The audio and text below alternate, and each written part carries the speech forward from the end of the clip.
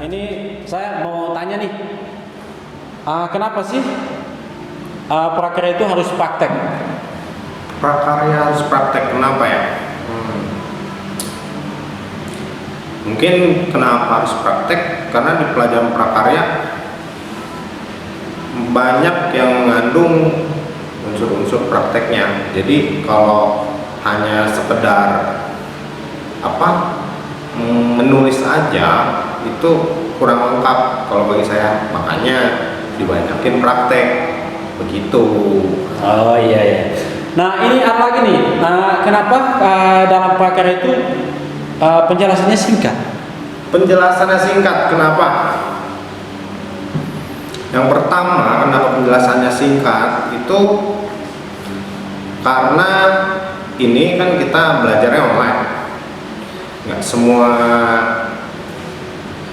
orang itu punya kuota yang banyak, jadi dibuat secara singkat. Nah, dibuat secara singkat tuh maksudnya jadi biar kalian itu juga baca-baca di rumah, ngerti pelajarannya. Yang kedua, untuk ngirit kuota, karena dalam pelajaran online itu kan banyak nih, bukan hanya prakarya doang, ada kayak bahasa Indonesia, matematika, dan semua pelajaran online.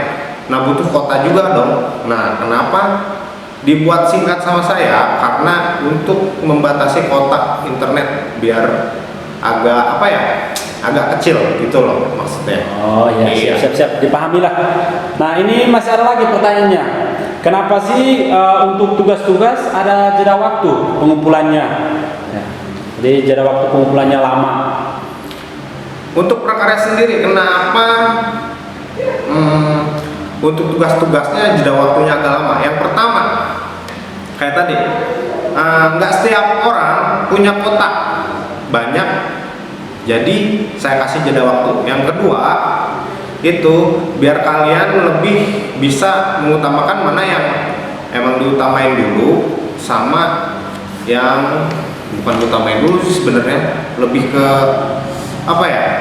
biar lebih ada jeda waktu kalian. Karena secara logikanya dalam sehari misalkan kalian ngerjainnya 3 tugas, terus hari kedua 3 tugas, terus dalam waktu 5 hari, itu kalian nanti bisa pusing gitu, karena terlalu banyak tugas. Nah, kenapa jeda waktunya saya kadang sampai 2 minggu, 3 minggu, ya itu biar kalian bisa lebih santai kerjainnya, lebih fokus begitu. Jadi nggak terlalu tergesa-gesa, tapi bukan berarti kalian nggak disiplin waktu gitu loh. Jadi kalau misalkan saya kasih waktu tenggang misalkan sampai 3 minggu ngerjainnya, yaitu dikerjain sampai hari H. Kalau misalkan nggak dikerjain, ya udah nggak dinilai gitu. Ini ada pertanyaan lagi nih, gimana sih rasanya kalau mengajar online saat masa pandemi ini? Ajar online di masa pandemi, kalau saya pribadi sih suatu hal yang emang baru dengan dengan kayak gini. Ibaratnya saya hanya ngomong sama kamera, bukan sama kamu. Gimana rasanya? Sama seperti kamu ketika disuruh buat video tentang tugas, kalian berbicara sama smartphone kalian atau kamera kalian, itu pasti pertama emang ngebingungin gitu. Jadi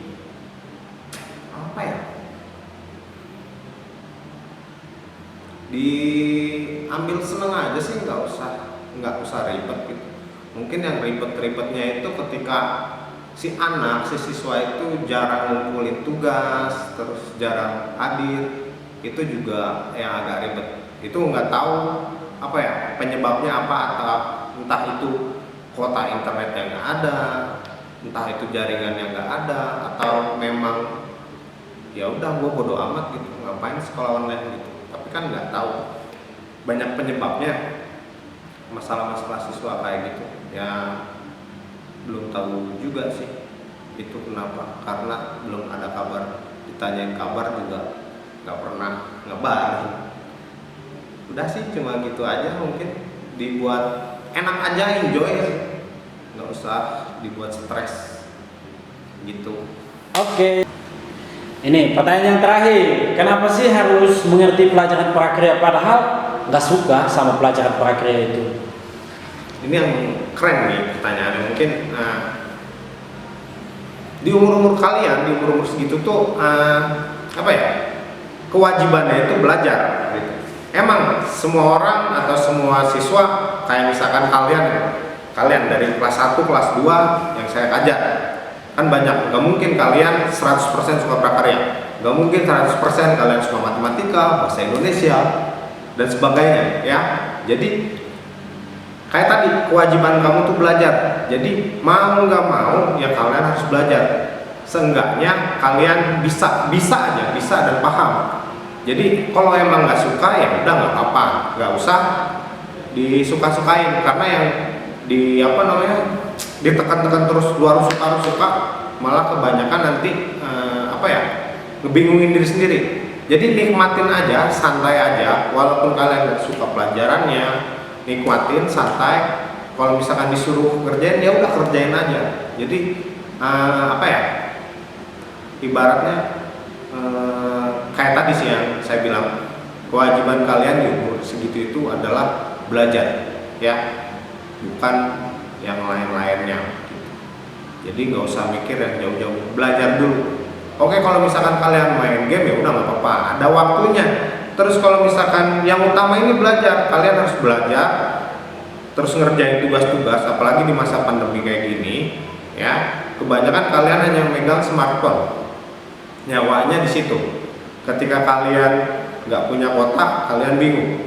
Jadi manfaatkan waktu kalian itu buat belajar dulu, walaupun belajarnya lewat smartphone. Mau nggak mau, emang zamannya kayak gini kan, nggak bisa nggak bisa ngubah zaman. Jadi untuk kalian belajar terus aja, suka nggak suka, mau nggak mau ya udah dilakuin aja tanpa banyak beban. Oke, begitu dari saya.